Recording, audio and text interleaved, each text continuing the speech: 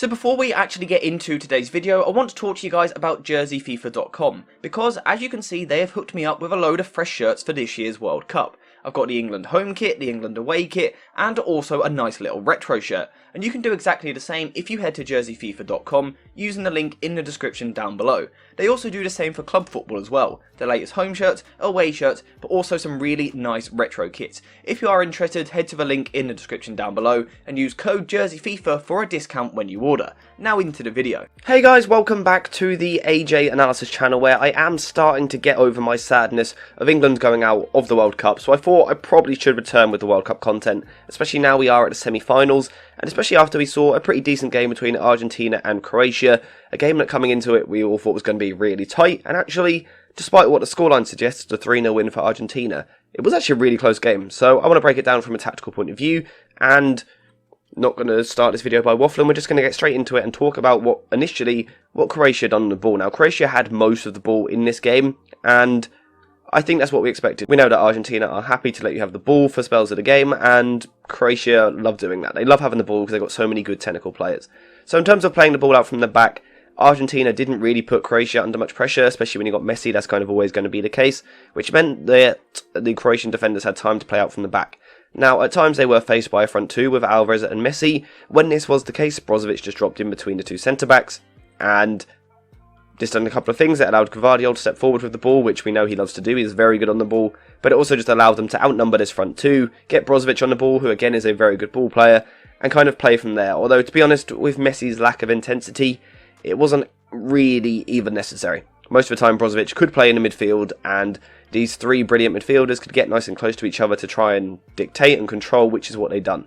With this security in the midfield and all three midfielders playing reasonably deep, it meant that the fullbacks were able to push forward for Croatia. Something that we know that Sosa in particular really likes to do. He is a very attacking fullback, and also Juranovic on the other side. Although on Juranovic, he didn't carry the same attacking threat as what he did against Brazil, and he just seemed hesitant to get forward. I don't know if it was tactical instruction, or if he was wary of leaving space in behind for someone like Alvarez to run into.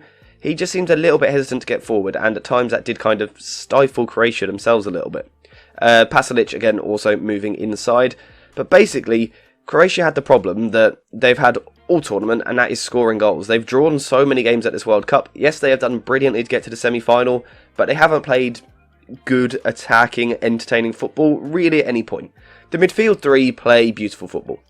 Absolutely beautiful football. They are three of my favourite midfielders in the world. Brozovic and Kovacic in particular, I absolutely love them, and then Modric, we all know his quality. Absolutely, he's an insane talent. He's a really, really good player. But basically what Argentina done was brought their four midfielders quite narrow like this, narrowed off the middle of the pitch, and kind of let Croatia have the ball. The problem that Croatia have is they are excellent in the midfield at progressing the ball, but I don't mean any disrespect by this. The problem is who they are progressing the ball to. Because in Kramaric and Pasalic in particular, but also Perisic to an extent these days, there's just a lack of attacking talent, a lack of attacking threat. Someone who's going to make something out of nothing, someone who's going to give you a bit of magic. Croatia just don't really have that, especially in these central areas. They just don't really have a lot. That means that it kind of then comes down to the fullbacks. Sosa and Juranovic, like I've already said, Juranovic didn't really get forward in the way that he did in the last game, and when he did, Argentina were happy to shift to more of a back five, with McAllister tracking him back, which kind of took out his threat, and then Sosa on this side. Now, Sosa is a very good attacking fullback, but what he isn't necessarily great at is 1v1 situations. If he's the extra man and has time to put a cross into the box, he has a really deadly delivery. However, when kind of matched up in a 1 versus 1, he isn't really a fullback that is going to beat you and put the ball into the box. And that was a problem that Croatia had all night long. They had most of the ball. Again, that midfield trio, absolutely beautiful. The football they play is really a joy to watch. But when they get into these attacking areas, there is just a lack of talent, and Argentina were never threatened. Of course, as we would expect from a team that won the match 3-0, Argentina also had plenty of the ball themselves, and again, it came from the fact that they weren't particularly faced with a high press. This wasn't a typical modern day game where both teams are really pressing high, going at it. If you think like Spain versus Germany in the group stage, it wasn't that sort of game. Instead, again, the centre-backs were afforded a bit of time on the ball, and basically the Croatian approach from here was to drop the wingers deeper, playing a 4-5-1 like this. But what they'd done was they used Luka Modric to try and stop Argentina progressing the ball. Now, We know that for Argentina, they like to get one of their midfielders, one of their sixers, if you like, dropping deep, getting on the ball and progressing from there. The job of Modric was to kind of stop that happening. So if Fernandes got the ball here, Modric would kind of pounce out onto him and put the press on. However, the issue with this is it doesn't work in the same way that it did against Brazil. Now, when Croatia were playing Brazil, there was only Casemiro really dropping into this area and trying to progress the ball, which meant Modric could kind of man-mark him, take him out of the game, and then that stopped Brazil's progression. However, Argentina have the extra man, with Paredes and Fernandes, both very, very good ball progressors. Two very underrated footballers, both absolutely brilliant, but also both absolutely brilliant at getting the ball moving forward, which meant that they could be exposed here. What we also saw from one of these midfielders was that they were happy to occasionally drop into the back three, which, say if it's Fernandes, for example, dropping into this area, would draw Modric a little bit higher.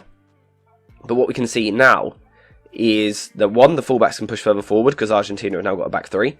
But what we see is that this back three can outnumber the front two of Modric and Kramaric, but you have drawn Modric out of position, which then gives you Paredes, De Paul and McAllister up against Brozovic and Kovacic in the midfield. So Argentina have been able to work themselves a 3 versus 2 at the front here, or at the back I should say, and then a 3 versus 2 in the middle of the pitch as well.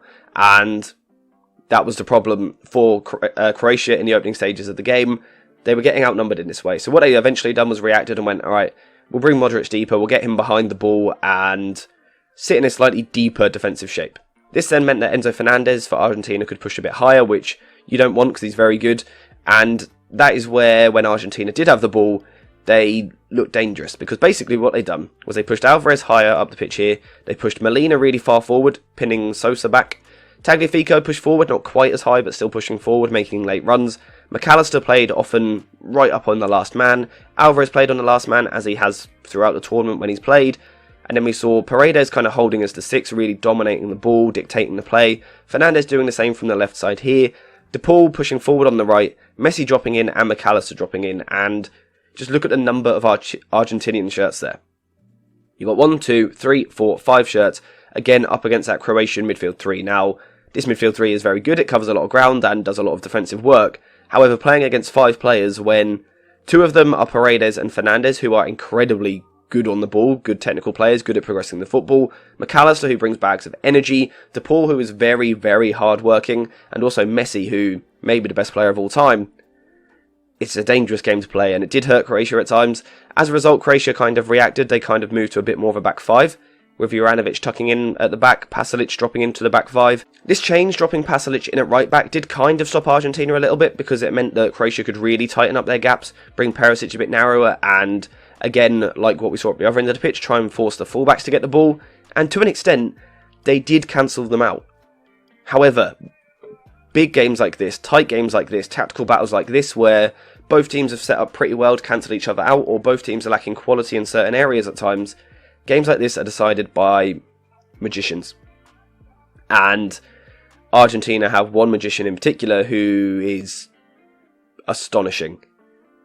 Some of the stuff that he was doing in this game is an absolute joke. It's the small things he does, it's the small details, it's the little extra touches he takes, it's his body swerves, it's the way he just puts his hand on a defender to keep them where he wants them. It's everything he does. It's the subtle movements, though. It's just absolutely fantastic. The goal where he beats Gvardiol, that is not an easy task. Gvardiol is a big, strong, powerful defender, and Messi treated him like a Sunday League player. It was not fair what we saw. Like, he's got... How do you stop him? How do you stop Lionel Messi? I don't know how you do it. If someone could tell me, that'd be great, because I could probably make a lot of money from it. But Croatia didn't know how to stop Messi, and as a result, Argentina won. That was basically the story of the game. This game really was won in moments of quality from Argentina and poor moments from Croatia. And then, obviously, Argentina raced into this lead, and then they were quite happy to kind of set up in a defensive approach after that. To be fair to Croatia, they did keep going in this game. They did try a more attacking approach. They made some changes and went to a bit more of a 2-2-6 attacking structure and got some more physical players on. But again, Scaloni for Argentina done what he has done really well all tournament, and that is adapted to the opposition. Do I think he's the best manager? Not by any means, right? But what he's done really well throughout is adapted to what the other teams are doing. If he's seen the opposition has a particular strength, he has changed his tactics to try and match that, and he done that in-game in this particular match. Croatia went more physical with their approach, so he put on Lisandro Martinez and went to a back 5, then a 3-1-1, and what Lisandro Martinez does is brings you a real aggression and just an intensity in his ground duels and his aerial duels. He just wins most of the balls that he competes for. Yes, I know there's a lot of talk about his height and things like that, but because of the aggression, but also his intelligence, he wins a lot of the things that he competes for, so even against bigger strikers like Petkovic, he is able to more than hold his own, and bringing him onto the pitch really shored up the defence for Argentina, and as a result, Argentina held on to their victory, and now they have a shot in the final. Messi has the chance to win the World Cup. Is it going to happen? We'll have to wait and see. I will be covering the France-Morocco semi-final on the channel, providing it's a good game, and we're going to see who Messi is going to face in the final. Then, of course, I will cover the final itself as well. It could be Messi's time, it really could, but we'll have to wait and see. The manager's going to have to come up with some good tactics for whoever they may face in the final. It's going to have to be a real team effort, both attacking and defensively, but also Argentina will need some Messi magic. Will we see it? We'll have to wait and see, but that's all I've got to say for today's video. Thank you guys for watching, I hope you have enjoyed it, and as always, I will see you in the next one.